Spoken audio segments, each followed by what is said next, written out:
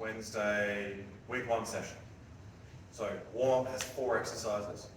We've got adductor rock back, glute bridge march, seated 90-90 pigeon fold, and low crab walks. So I'll go through each of those quickly so you have an idea what we're looking for. With the adductor rock back, hands and knees, and then one leg out to the side. So directly out to the side, we're going to rock forward, and then we're going to push the hips back.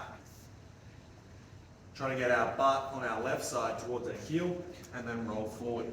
As you go back, just make sure they're not arching their back like crazy or tucking their butt like crazy. Neutral hips, rocking forward and back both sides. Glute bridge march.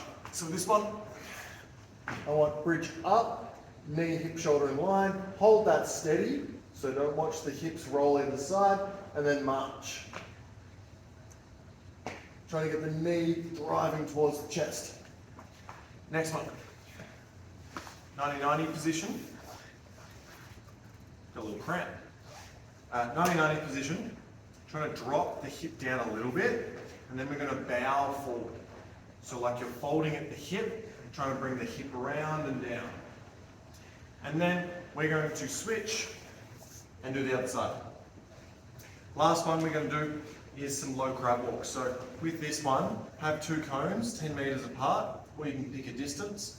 I want hands down, shoulders not rolled forward, just set in the middle, not squeezing like crazy, forcing the chest forward, but just normal, neutral position, and then we're going to lift and land with opposites.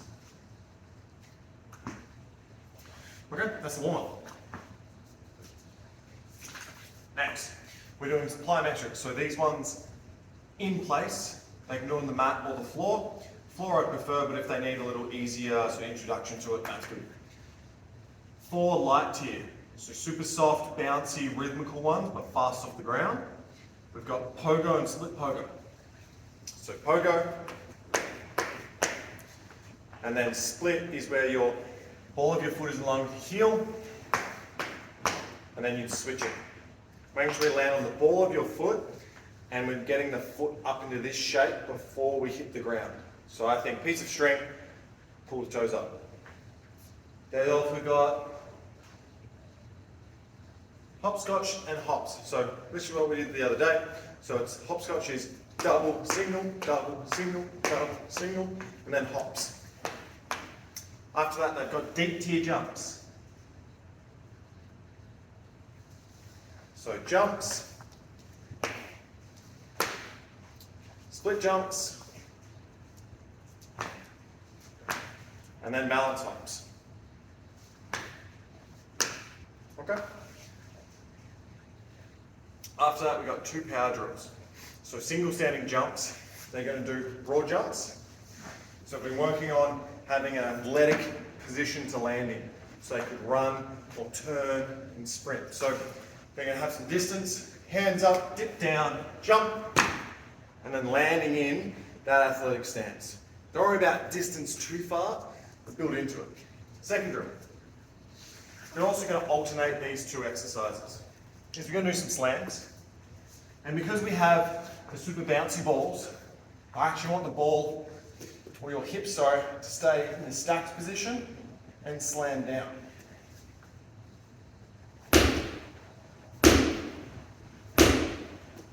As they learn, we're not going to do big effort, maybe a 5 or 6 out of 10, because I think the balls might break as well. They're the 2 power drills, alternating between. Then we've got strength. So with our strength, we're going to start off with some arm spirals, into crunches, into Russian twists. Arm spirals is basically, we're going to do double. It's moving the thumbs back, rotating as far as I can, and allowing the chest to lift, and then rotating the other way.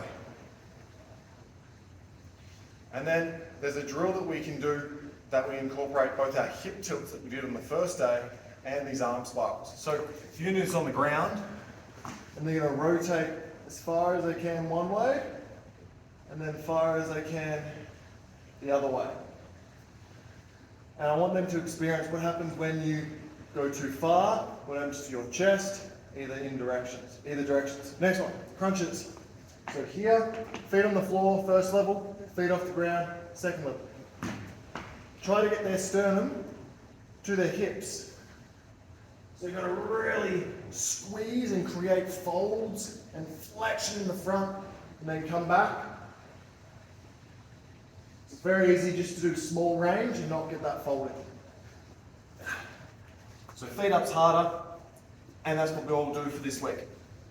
Russian twist. I want feet on the ground because I want them to get rotation and rotate as far as they can side to side. I don't want them to hit the ground because then it actually reduces the rotation that we can get. Okay.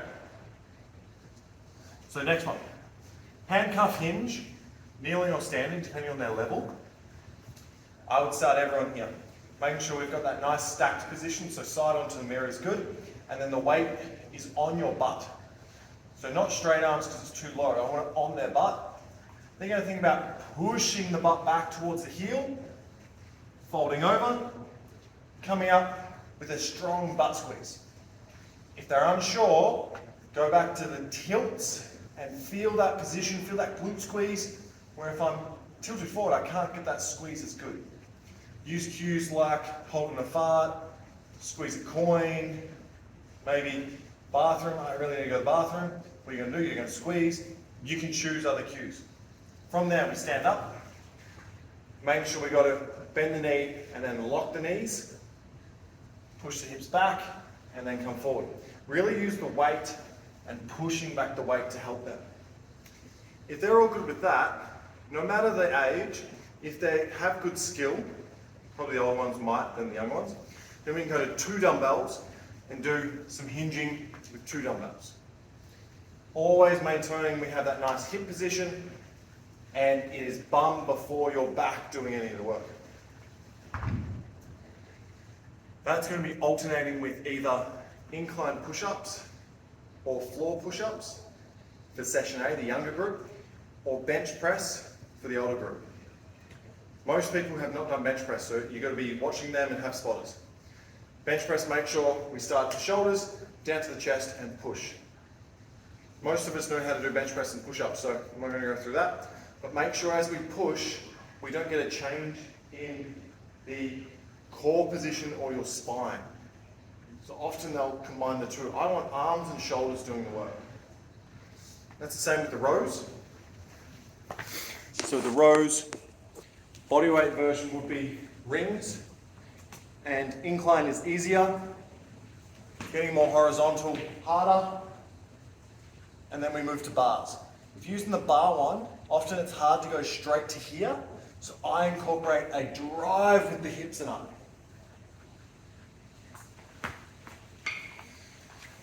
The older athletes are doing an incline row, so bench enough so their hands aren't on the floor, and then the double arm rowing up, making sure we don't get like a roll forward.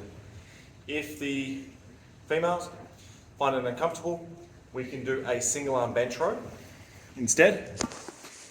So for that one, I want to see a nice flat back, stacked feet underneath hips, hands underneath shoulders, and a nice row up. Okay, that's an alternate exercise you can do. The final one is split squat. So the levels we're going to do is bottoms up, body weight, and then goblet for this one. So what I want to see is this would be bottoms up. So I'm focusing on getting a hip tuck, stacked body, and then I have to lift. Okay? So that's bottoms up. Normal split squats going top down. Okay, so start at the bottom if they can't hit the shapes correctly. And then from there we can go goblet. Making sure with goblet that when we're holding, we're reaching the elbows and the back shifts away. Then we can hold this nice shape and go down and up. That's the session. That should take about 50 minutes. If they want to do some extras or a little bit slow, all good. And that's their session for Wednesday.